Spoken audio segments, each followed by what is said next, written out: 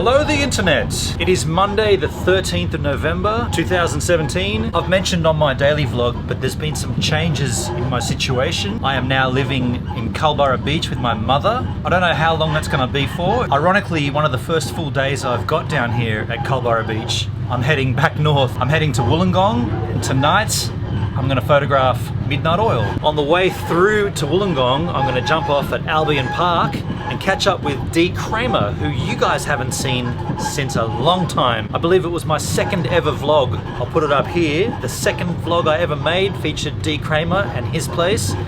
And he's coming with me tonight to see midnight oil, and then we're going to go back to his place and have some beers and relax. Before we do that though, NSD. NSD, this episode is Tracer. This particular shirt, El Pistolero, the album, this shirt came out as an exclusive from the record label. You had to get this shirt with the advanced copies of El Pistolero, so if you didn't get it then, you can never get it. Not available on tours, just available at that one exclusive pre-sale. What can I show you from Tracer? I got a golden clip here. This goes back to 2013 when this album came out. There was a music program called The Music Room, and I was the in-house photographer. One episode Tracer came on, and I'm going to show you two clips. The first clip, before the cameras were rolling, Jet had a really interesting story to tell. He was talking about how in the polar regions back in the 19th century, when they were like trying to learn about how they can get oil from whales and how this whole whaling thing works. I won't blow it for you, check out what he has to say. Then I'll show you a little bit of Dirty Little Secret filmed live in the music room. Now I've got to tell you, the audio on that isn't so great. The vocal take wasn't supposed to be heard in the room that I was in, so it was all going back through the sound desk, so that's why the vocals aren't great. So that's why I won't show you the whole song. So the Amundsen Scott Research Base at the South Pole, right? It's established there for the last 15 or 20 years to conduct polar research, right? And the techniques they've used for survival in that part of the world was developed by whalers in the early 19th or late 19th century, right? Yeah. Now, the people who are there now are scientists with a focus on conservation and those kind of things, right? But the whalers they learnt from, they were obviously there to collect whale blubber, you know, and whale oil, that's sort of the most valuable bit of the whale. So you couldn't load the whole fucking whale onto a boat, right? So the way they did it was they would reduce down the oil fat, the whale fat, into oil, and then just transport the oil, right? But of course, to do that, you've got to burn, you know, you've got to put it on fire and reduce it. So there are no fucking trees in the South Pole. There's no tinder for them to burn. So they just did it with penguins. They just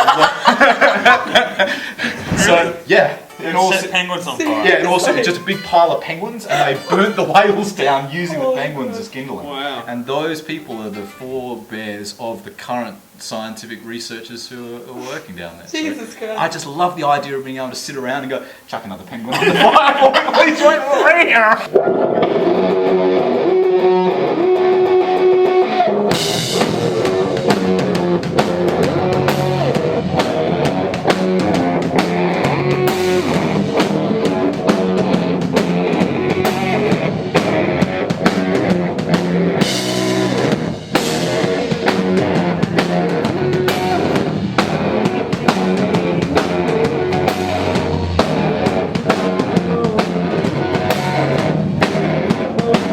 Slight change in plans. Mrs. Kramer's meeting me here at Albion Park Rail. Dee's slightly busy. We're going to go back to the ranch and then we'll see Dee. Hello, Mrs. Kramer.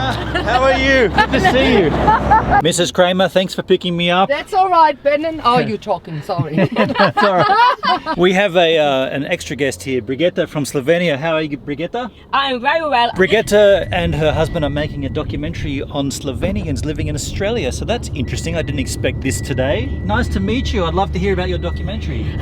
We travel around the world and do documentary films. We're retired, we are professional journalists, but now we have time to travel around and doing these films about Slovenia. We were in Argentina, Vietnam, Cambodia. There is not a lot of Slovenians. All around the world we traveled to find Slovenians living abroad. Brigitte, I'm going to stop you for a second. Your seatbelt is off. It's flashing at you. That's what I just wanted to say, because I hear it. Yes, yes, thank you very much. All these Europeans with their crazy no rules.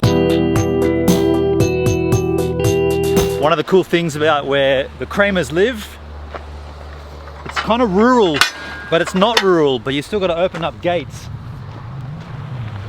Once you get in here, you're the only ones here. Last time I came here, it was so raining that I couldn't actually get over.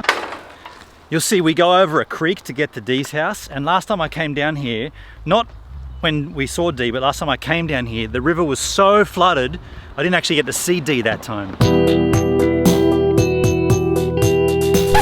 Look at this!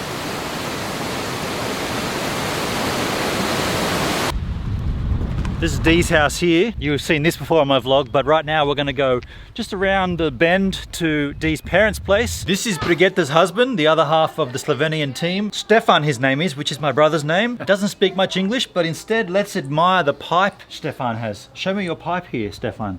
This is pipe. Very nice. You may remember last time I was here, we did talk with Danilo a little bit, but I didn't really dig in too deep into Dee's livelihood. Dee's a photographer, but I do want to talk to Dee about his particular style of landscape photography. Maybe we can get him as a guest on CreatorCast, because he's been in this business since, wow, early 2000s. And around this area, the Illawarra region, he is definitely the #1 photographer in terms of landscape. And yeah, I just want to dig in deep. Until he gets here, let's have a quick look at some of his work scattered around his parents' house.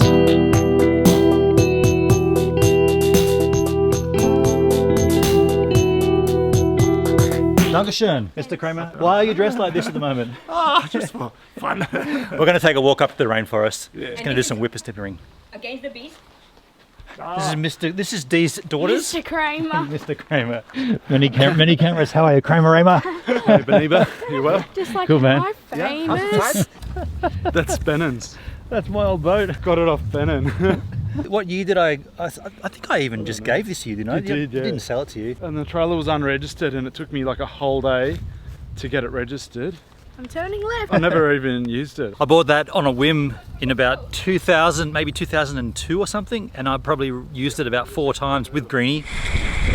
Woohoo! Bennon Coast, For those of you playing at home, what happened then with Windsong was that the rope attaching to the mainsail snapped, and then it came down here for storage, and that's where it stays to this day. In manual focus, the closest you can be is 50 centimeters. That's Daddy teaching daughter how to take photos. A charming moment. Crane on the star. So the last time that I popped in to see Dee was during the storms which took my mother's awning off her roof in Culburra Beach. Right now here, you can see the level of water here. See that? What Dee's just told me is that the water level got as high as that tree on that rock. Picture all this being water from here up, all the way up there. He was sort of trapped here for weeks until the Hochwasser subsided and they could go across that causeway back to civilization, because once you're here, you're kind of stuck here. You get a very good perspective of how high that water was from up here. Like, check this out. That's that tree branch right there.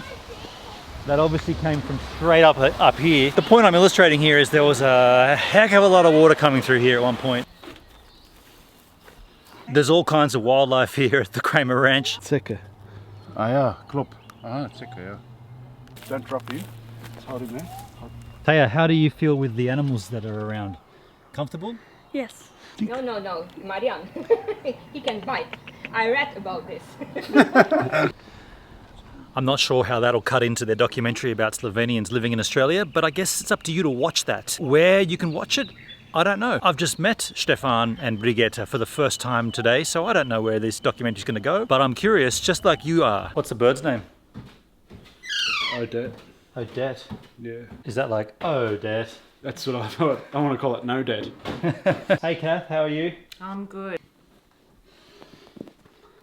There's been a few changes here in the Kramer residence since I was here last. There used to be a staircase going that way, and when we were here on my 40th, we were hanging out at the kitchen area over there. Now, kitchen area's over there. There's a bit of controversy because this is my Alexandrine parent called Odette. Dee's mum is convinced that it's a boy, so she calls him her Otto. And then Dee's dad just calls her Alex, so she's going to grow up a very confused bird. Well, we've got to go and photograph Midnight Oil, or I got to photograph. Dee's coming as a guest to watch the show. But before we go, Dee, I'm a little concerned about this water dragon in your house. Walter, we're giving him a name, Walter. Yeah, it's been repaired. We got the ticks out, so he's all good, ready to go. So he'll just cruise around for a bit and then make his way out. And they all hang out the backyard there. I've been here a bunch of times and I've seen animals inside. It's not unusual to have a wild animal in the house. Walter, whenever you're ready, just make your way outside, tick free. Nice work, Dr. D. Tomorrow I'll show you inside the gallery. Right now, the beds are burning. Well, this is the Wynn Entertainment Centre complex. This is where Midnight Oil are playing tonight. Now I'm photographing, so I'm going to try to vlog a little bit of that, but I probably won't be able to show you too much of that process, but I'll show you the photos once they've been taken.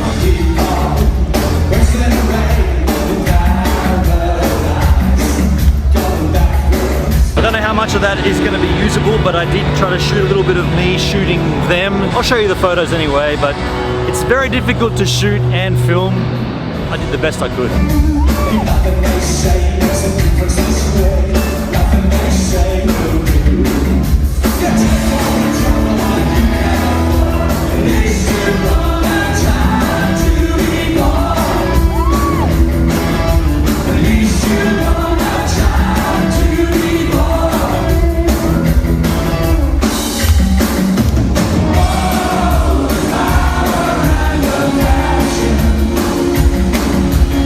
One of the cool things about waking up here at Dee's place is obviously access to the Macquarie Rivulet. I've already dunked my head in there to wake myself up.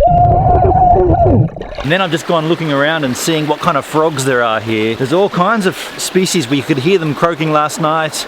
There's laughing frogs, there's your common little brown frogs. And then I found this guy here. Some kind of tree frog? See ya. I'm gonna build a frog pond at Mum's place in Culburra Beach, and I wanna bring these kind of species of frogs from here down there. I wanna make a habitat where they can exist and just encourage frogs to Mum's backyard or front yard, whatever you call it down there. And if you're thinking about finding frogs in your own area, similar to this, here's a little tip for you. See these places like this where it's free running? That's the kind of spot you want to avoid. The frogs won't lay their eggs in the running water. They will always go to the side little streams like this. Well, this is probably not the greatest example. Places like this where the water is stagnant. That's actually a terrible example. See across the way there? That's the spot where the frogs are going to be. So let's head across to that one. Yeah, this is the spot you want. And you can kind of tell too, when you look in and you see movement, you'll see tadpoles moving. That means that there's tadpoles here. Here's another one of those green ones. The same one I had before. Check this out. I moved this rock from this space, lifted it bang up, and that guy's sitting right on the corner. Let's have a closer look. Same beautiful frog. They got a nice white underside with a beautiful dark green, which also changed to light green before I noticed, and some stripes down their side. And it's a tree frog because it's got the padded fingers, and this has become a frog vlog. Let's let this guy go. See you, buddy. This has definitely been a pretty scattered vlog, hasn't it? Went from shooting one of the best bands in this country, Midnight Oil, to coming down to one of the most beautiful parts of this country, finding some of the most beautiful frogs of this country. I mentioned yesterday I'd give you a little tour of the Kramer Ranch, his photography business. Well, here is an old piggery, and this is where Dee and Kath make their framing and print off their images. You get the personal touch here when you order from Dee Kramer. He does the work himself, or Kath, his lovely partner.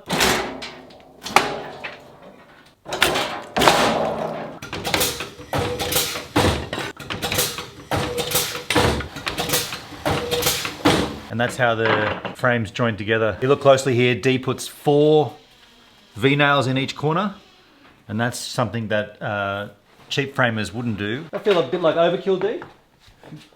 No? A little bit, but quality comes first.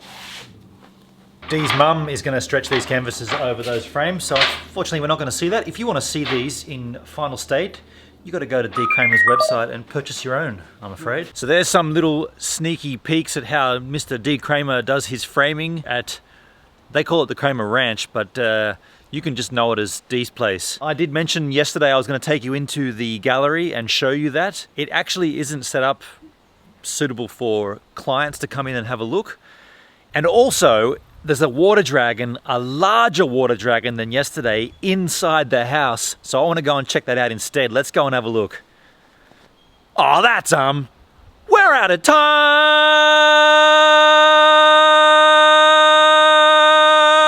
Ah, that's I ran out of time again on my vlog. If you want to subscribe to my channel, please do that here. Check out a previous vlog here and a random vlog here. If you want to support me on Patreon, you can do that here. If you want to check out my Lightroom presets, the description of this video has a link to those. Has that been 20 seconds? I feel it has.